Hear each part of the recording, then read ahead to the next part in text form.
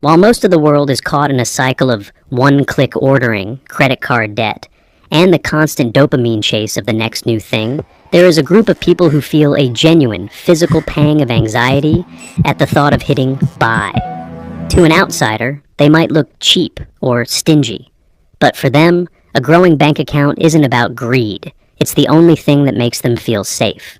If you've ever felt a wave of guilt after buying something you actually needed, or if you find yourself obsessively checking your balance even though you know you have enough, stay with me. Because what's happening in your brain has nothing to do with being bad at enjoying life. In fact, according to behavioral finance, your mind is running a high-level survival program that most people simply don't have. Neuroscience shows that for tightwads, a literal term used in psychological research, the pain of paying is not a metaphor. When you spend money, your insula, the insane part of the brain that processes physical pain, lights up like a Christmas tree.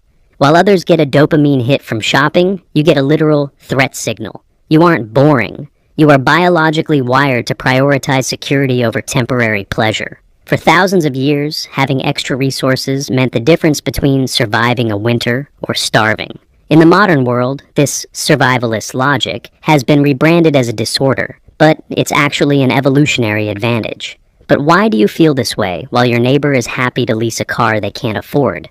It comes down to what psychologists call your money script, the invisible blueprint your brain uses to define what wealth actually means. People who are terrified of spending often suffer from something called anticipatory regret. Most people feel regret after a bad purchase. Your brain, however, simulates the regret before the purchase even happens. Your prefrontal cortex is so efficient at calculating future risks that it treats a $50 dinner as a potential threat to your retirement. This isn't a glitch. It's a highly developed protective mechanism. Notice how spenders say, "I bought this," but savers say, "We have this in the bank." This switch to collective or abstract language shows that for you, money isn't a tool for self-expression. It's a tool for autonomy. You don't need external symbols to feel successful.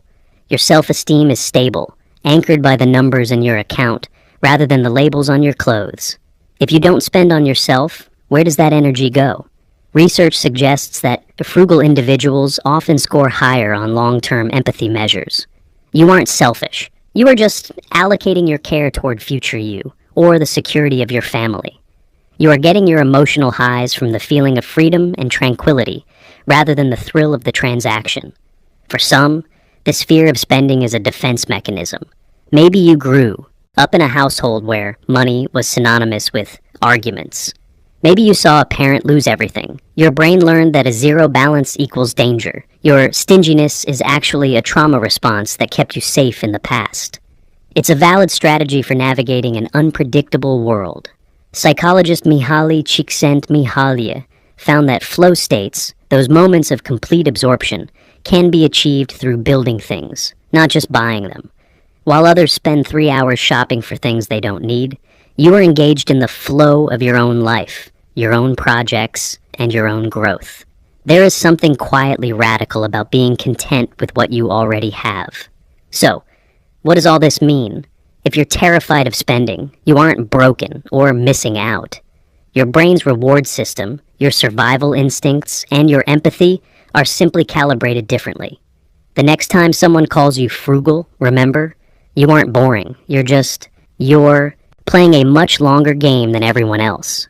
One where the stakes aren't just a new gadget, but your ultimate freedom. If this resonated with you, you're probably going to love why your brain treats a $5 coffee differently than a $500 car repair, and why that specific cognitive bias might be the secret to building real wealth. Click this video to find out why your brain's math doesn't always add up.